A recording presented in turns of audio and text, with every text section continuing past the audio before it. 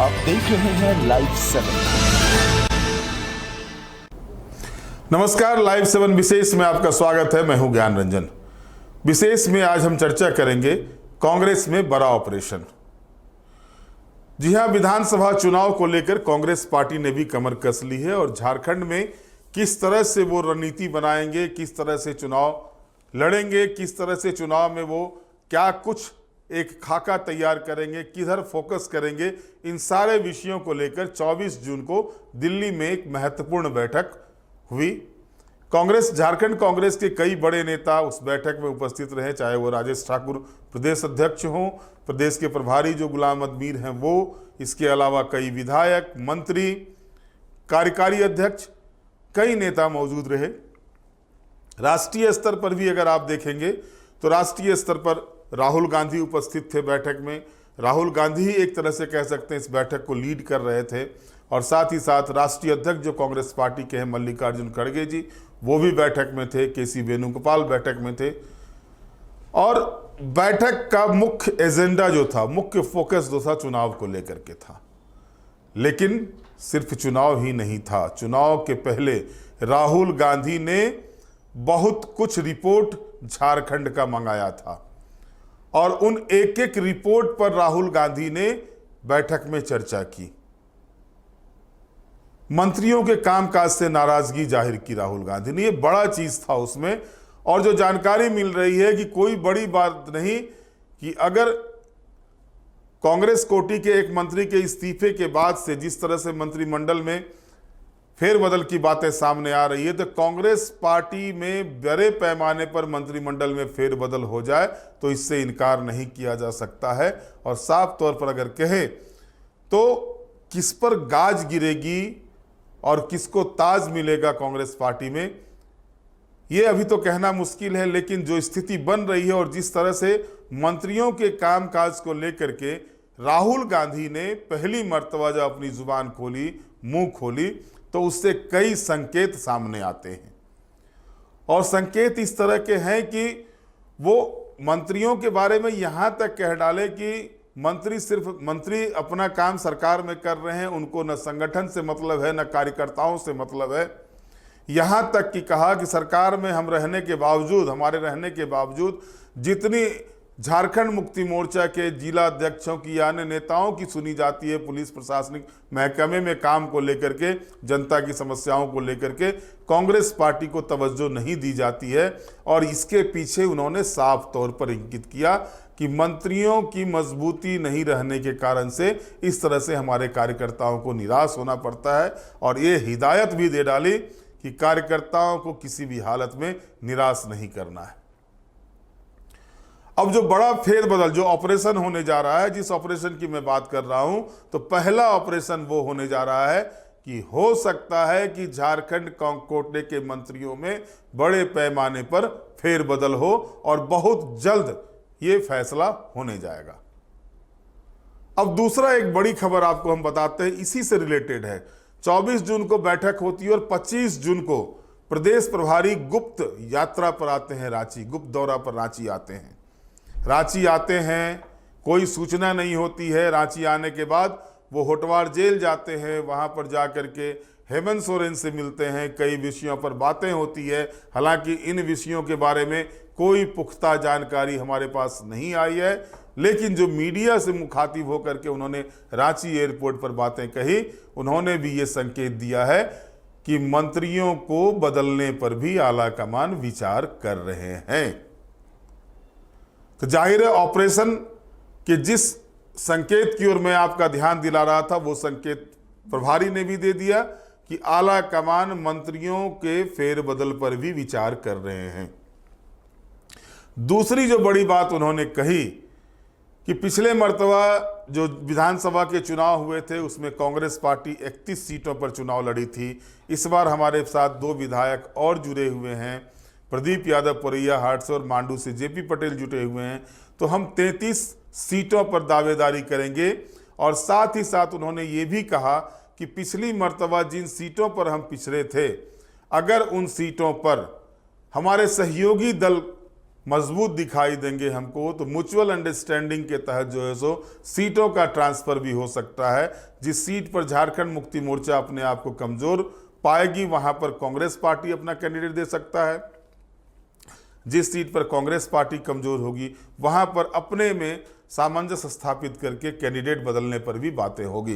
बहरहाल ये तो सामने से दिखने वाली चीजें हुई, लेकिन जो तेवर राहुल गांधी के इस बैठक में दिखाई दिए और जिस तरह से उन्होंने पूरे झारखंड का जो खाका अपने पास मंगवा के रखा था कार्यों का, किस तरह से पार्टी चल रही है, तो उन्होंने साफ शब्दों में कहा कि लोकसभा के चुनाव के जो परिणाम आए हुए हैं वो परिणाम और बेहतर झारखंड में हो सकता था।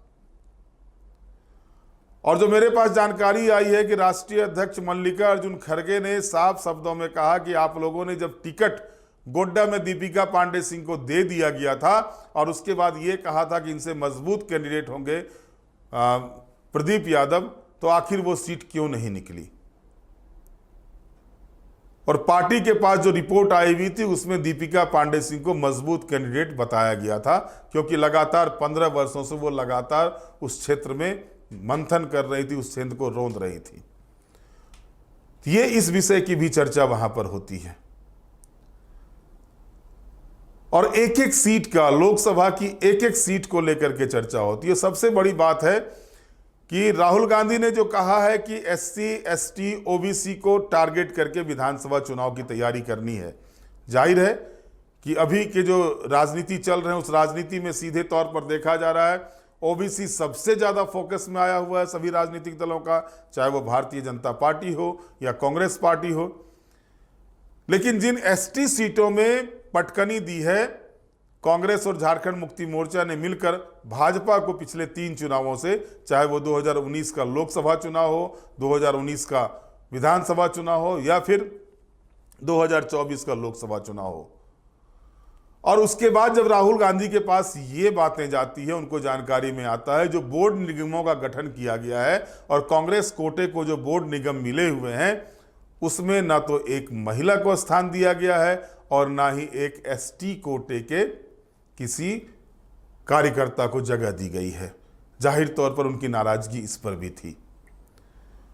उन्होंने साफ शब्दों में कहा कि आखिर क्यों नहीं दिया गया, एसटी को स्थान क्यों नहीं दिया गया, महिलाओं को स्थान क्यों नहीं दिया गया। और उन्होंने निर्देश दिया है कि पार्टी इस विषय पर जाकर के बात करे और जो बोर्ड निगम की सीटें बची हुई हैं, बोर्ड निगम जो बचे हुए हैं उसमें कांग्रेस कोटे से एसटी, एससी और ओबीसी को तरजीह दिया जाए, महिला को तरजीह दिया जाए और खास करके जो अब तक एसटी और महिला को जगह नहीं मिली है उनको जगह दिलाई जाए। ये उन्होंने साफ तौर पर हिदायत दी है। साथ ही साथ कई विषयों पर, मैंने कहा कई विषयों पर चर्चा हुई है और इसमें मुख्य रूप से उनका कहना था कि जब तक कार्यकर्ताओं की बातें संगठन में और सरकार में नहीं सुनी जाएगी तो कार्यकर्ता हताश और निराश होंगे। जब हमारी सरकार वहां काम कर रही है, झारखंड में काम कर रही है, गठबंधन की ही सही, लेकिन हमारी जब सरकार काम कर रही है तो उस सरकार में कार्यकर्ताओं के मामले को, कार्यकर्ता जिन मामलों को लेकर जाते हैं उन मामलों को सरकार में बैठे लोग पूरी प्राथमिकता के साथ ध्यान में दें, उस पर अमल करें, उसके कार्यों को कैसे करवाएं इस पर काम करें। और उन्होंने दुख जताया कि कार्यकर्ता 4.5 साल से जो है सो कार्यकर्ताओं की जो बातें आ रही है उनको निराशा हाथ लग रही है। ये किसी भी संगठन के लिए अच्छा नहीं होता है और साफ तौर पर हिदायत दी है कि कार्यकर्ताओं के लिए काम करना होगा। और कई चीजें, इस तरह की कई चीजें उन्होंने कही है। और जो मैंने कहा कि मंत्रियों के कामकाज से साफ तौर पर नाखुश दिखे राहुल गांधी, तो ये विषय क्यों उठ रहा है कि लगातार कार्यकर्ताओं के द्वारा ये कहा जा रहा है कि अपनी ही सरकार में उनकी नहीं सुनी जाती है। 2 मर्तबा तो विधायकों ने कहा है कि उनकी सरकार है लेकिन उनकी सरकार में उनकी ही नहीं सुनी जाती है। तो ऐसी स्थिति में जो चीजें बनती हैं और उसके बाद अगर राष्ट्रीय नेतृत्व को, आला कमान को ये देखना पड़ता और ये कहना पड़ता है कि सरकार होने के बावजूद हमारे कार्यकर्ता निराश हैं, मंत्रियों का कामकाज अच्छा नहीं हो रहा है, तो जाहिर तौर पर सवाल उठते हैं। और ऐसे सवाल के बाद निश्चित तौर पर जो है संगठन को भी सोचना पड़ता है। और इसके अलावा जो मुख्य रूप से उन्होंने जो फोकस करने के लिए जिन क्षेत्रों को कहा है, उन क्षेत्रों को अगर देखा जाए तो जैसा कि मैंने आपको बताया कि पहले भी कई मर्तबा जो है सो कांग्रेस के विधायकों ने ही अपनी ही सरकार से नाराजगी जाहिर की है। तो इसके बाद जाहिर तौर पर जो है सो जब एक अच्छा प्लेटफॉर्म मिल जाता है, देखिए आप चुनाव में देखें 2024 के चुनाव में भले ही सामान्य सीटों पर INDIA गठबंधन को जीत नहीं मिल पाती है, लेकिन ट्राइबल सीटों पर जिस तरह से झारखंड मुक्ति मोर्चा और कांग्रेस ने मिलकर चुनाव लड़ा और इसके बाद जिस तरह से भाजपा को वहां एक न चलने दी, तो इसके बाद से एक उत्साह INDIA गठबंधन के बीच हुआ है। और झारखंड में अगर आप देखेंगे तो 26% से ज़्यादा आबादी ट्राइबल की है।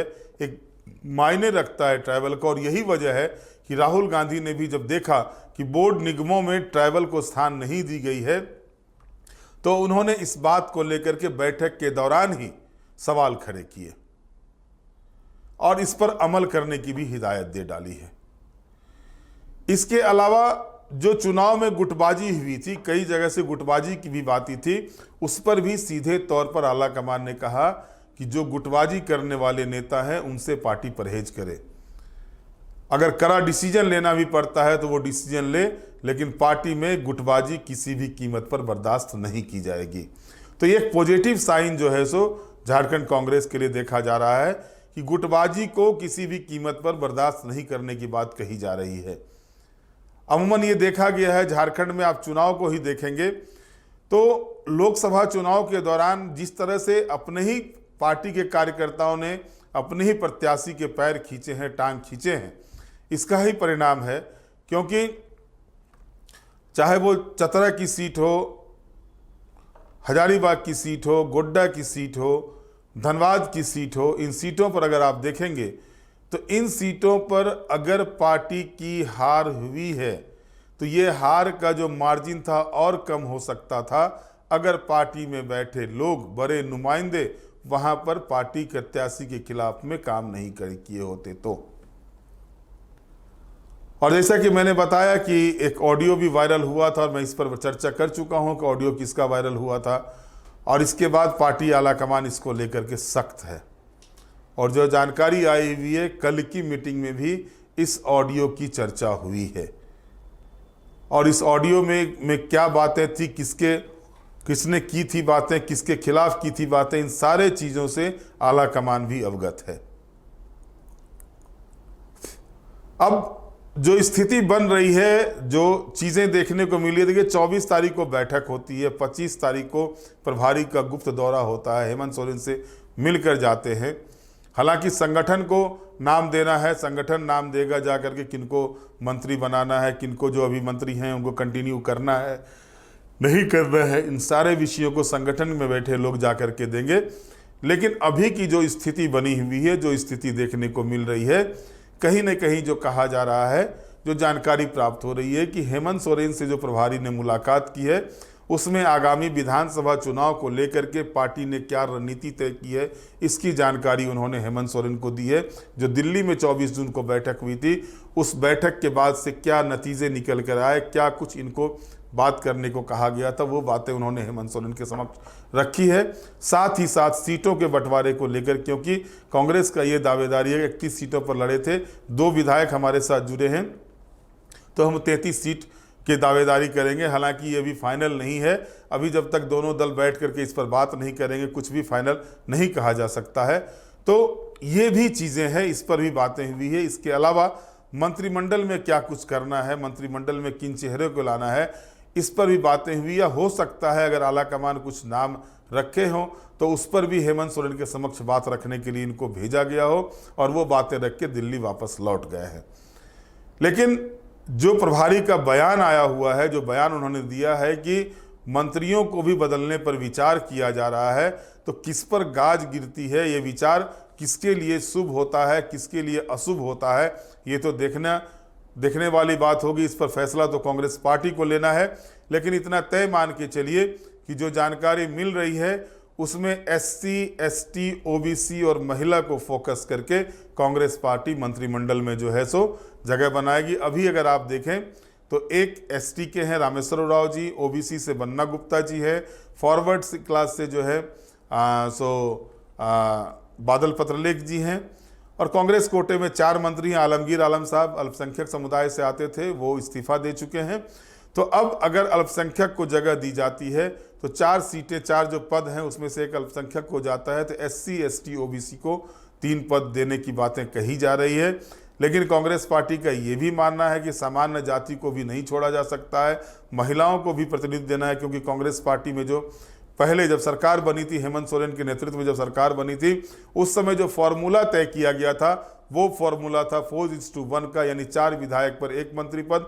अगर आप देखेंगे तो झारखंड विधानसभा में सबसे ज़्यादा महिला अगर जीत कर आई हुई हैं तो वो कांग्रेस पार्टी से जीत कर आई हुई है। 4 महिलाएं वहाँ चुनाव जीत कर आई हैं कांग्रेस पार्टी से। तो 4:1 का अगर फॉर्मूला लागू होना होता तो 4 महिला विधायक थी, उनमें से 1 को मंत्रिमंडल में जगह मिल जानी चाहिए थी, लेकिन अब तक नहीं मिला। लेकिन अब जो स्थिति बन रही है, जो सामने बातें आ रही है कि किसी एक महिला को भी प्रतिनिधित्व दिया जा सकता है मंत्रिमंडल में, अगर जो विचार करने के बाद जो प्रभारी कह के गए हुए हैं मीडिया से बातचीत के दौरान, तो अगर इस पर विचार होता है तो 1 अल्पसंख्यक, 1 महिला, 1 एसटी और 1 ओबीसी से वहां पर मंत्रिमंडल में जगह हो सकते हैं। ये बातें चल रही है। अब देखना होगा कि किस पर क्या कुछ फैसला होता है, ये पार्टी आलाकमान को तय करना है किस पर फैसला होता है। लेकिन तय मान के चलिए कि जो बातें सामने आ रही है, क्योंकि उसी समय से जब यहाँ पर 3 दिनों की बैठक हुई थी, जब प्रभारी आकर के विधानसभा लोकसभा चुनाव परिणाम के बाद बैठक किए थे, उसी समय ये बातें तय हुई थी कि कुछ न कुछ होगा, कुछ न कुछ फेरबदल होंगे सरकार के स्तर पर, जो कांग्रेस कोटे के मंत्री हैं उसमें, कांग्रेस कोटे में। तो इसमें जो बातें सामने आ रही थी उस समय भी चर्चा में आई थी, और अभी भी जो कल की बैठक हुई है इसमें भी ये बातें चर्चा पर आई हुई है। तो अब देखना है कि रिजल्ट क्या आता है, परिणाम क्या आता है। बहरहाल कांग्रेस पार्टी उत्साहित है और लोकसभा चुनाव के बाद अब विधानसभा चुनाव को लेकर के पूरी तरह से मुखर हो चुकी है। अब देखना दिलचस्प ये होगा कि कांग्रेस पार्टी का अगला रुख क्या होता है, क्योंकि जिस तरह से लगातार कांग्रेस पार्टी संगठन को लेकर के और जो स्थिति दिखाई, क्योंकि वोट परसेंटेज की भी अगर बात करेंगे तो कांग्रेस पार्टी का वोट परसेंटेज पिछले चुनाव की तुलना में इस बार लोकसभा के चुनाव में बढ़ा है, और यहाँ तक कि विधानसभा चुनाव में जो वोट परसेंटेज थे उससे भी ज़्यादा वोट परसेंटेज इस बार लोकसभा चुनाव में आए हैं। तो जाहिर तौर पर कांग्रेस पार्टी उत्साहित है इस परिणाम को लेकर के, और इसके बाद विधानसभा चुनाव को लेकर जो उन्होंने कमर कसी है। लगातार बैठक दिल्ली में चल रही है, जो जिन राज्यों में चुनाव होने, सबसे पहले झारखंड को लेकर के चर्चा हुई, और झारखंड में जिस तरह से राहुल गांधी ने साफ शब्दों में हिदायत दे दी है संगठन को, सरकार में बैठे लोगों को, कि विधानसभा चुनाव को लेकर के हिदायतें भी दी, उन्होंने सलाह भी दिया, उन्होंने रणनीति भी बताई, उन्होंने कार्य करने के तरीके को भी रखा। अब इस पर किस तरह से कांग्रेस पार्टी यहाँ काम करती है ये देखना दिलचस्प होगा। बहरहाल आज के विशेष में इतना ही। आप हमारे साथ जुड़े रहें, हमें लाइक करें, सब्सक्राइब करें। बहुत बहुत धन्यवाद। नमस्कार।